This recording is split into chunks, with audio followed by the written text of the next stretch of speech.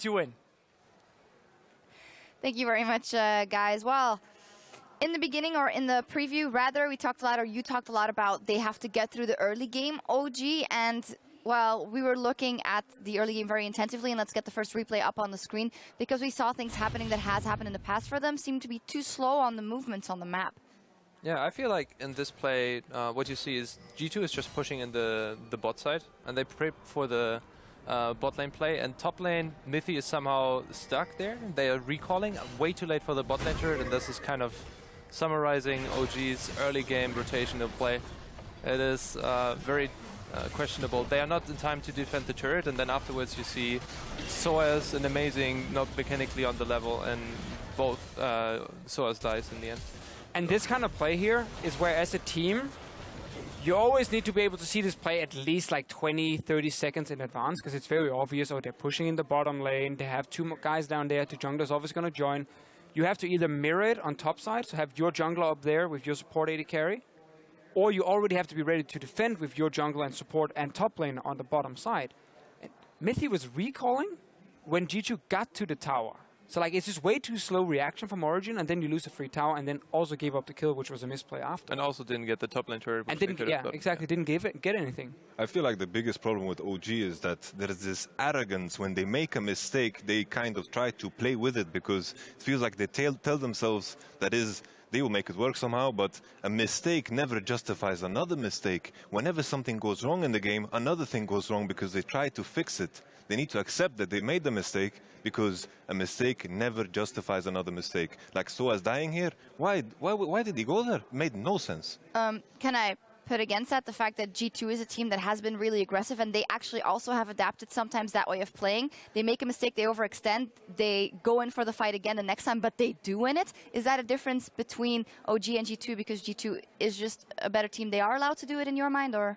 I feel like G2 in this game in particular, they were very, very decisive. I think that is the biggest strength of G2. They have always throughout the split, they've shown that they're decisive. Maybe it isn't the best play, maybe it's not going to be the optimal play, but since they're all on the same page, it works. They commit, 5 people commit, 5 people on the same page. That is more important than making the absolutely best decision. Yeah, what will be shown in our next replay that we'll get up on your screen is not being on the same page from the side of OG. Power of Evil is here up doing the blue buff at this point. I do believe this is the replay. I will go up to it, and bottom lane, everything actually kicks off. Yeah, so multiple things are wrong here. Sven, first of all, as a level 12 AD carry with no mobility, is pushing a lane out on his own. So he obviously gets ganked by G2.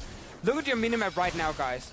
The fight starts, Power of Evil and Amazing are saying, let's do blue buff. We need to get blue buff right now instead of either recalling and having like try to run down to defend the bottom side.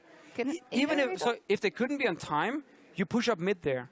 You had a big wave coming up to the tier 2 tower mid, and you can see the guys are chasing. Because then you at least make G2 make a decision. Are we going to chase for the kills? Are we going to stop and try and run back to stop them from taking tier 2 mid? Going blue buff, in my opinion, is the worst decision you can make out of all 3, basically. And I think that's kind of that OG is just clueless in the early game where to be, because those rotations are not too complicated. Of course, like, we are not invisible to that too. We make those mistakes as well, but it's just really apparent because Power needs to pressure the mid side. We saw a TP gang roam from the Sundra early game to get the first blood.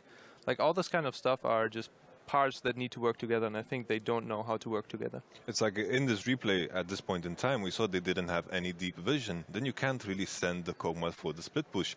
I feel like in this kind of a scenario, you need to group as 4 mid, push out the wave, make sure you get the mid wave as they did, and then eventually go for the deep vision. But sending a Kog'Maw all alone, all the way out bottom lane is very dangerous. But the worst part is the Kog'Maw survived, right? He could have run away with his heal, with his flash.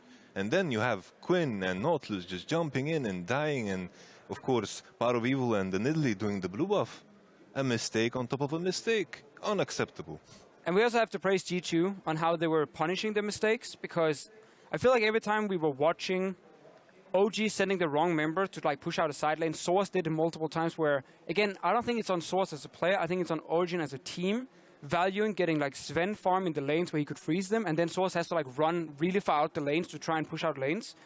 Every time that happened, instant TP down from like Perks on Lissandra or coming down with Trick, and they just instant ganked it. And they picked up so many early kills from it, and if they hadn't lost that early fight in mid, I think G2 would just snowball completely out of control.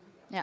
It kind of reminds me of a game we had, the game we had with Rokat. We had Steve on Rumble, and he played against this Riven, and we kept sending him in the lane swap to the wrong lane. And of course, that was a team mistake. The same thing here. They need to send the Quinn to the lane that is pushing towards her so she can farm very safely and put the 3-man support jungle AD carry squad on the wave that is pushing out. But the thought process, of course, they identified their win condition, which is the Kog'Maw getting fed. But you cannot shoot everyone else in the foot to make that happen.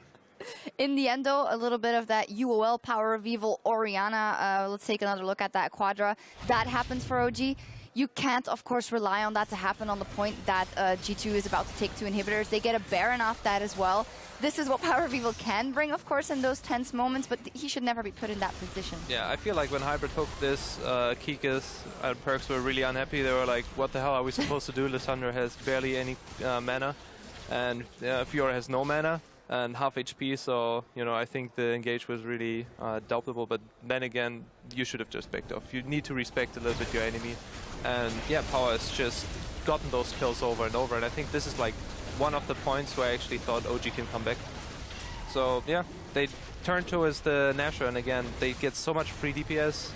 It's a little bit sloppy and a little bit out of place, and they get solo. And 1 versus 5. It seems like they struggle, and it's a little bit, you know. They get the Baron though. Again, like these are the kind of comeback plays we see from time to time, and they had a good late game composition. Power of Evil scaling, Sven scaling up. He had 3 items and QSS at this point. So technically, Origen now should be a lot stronger.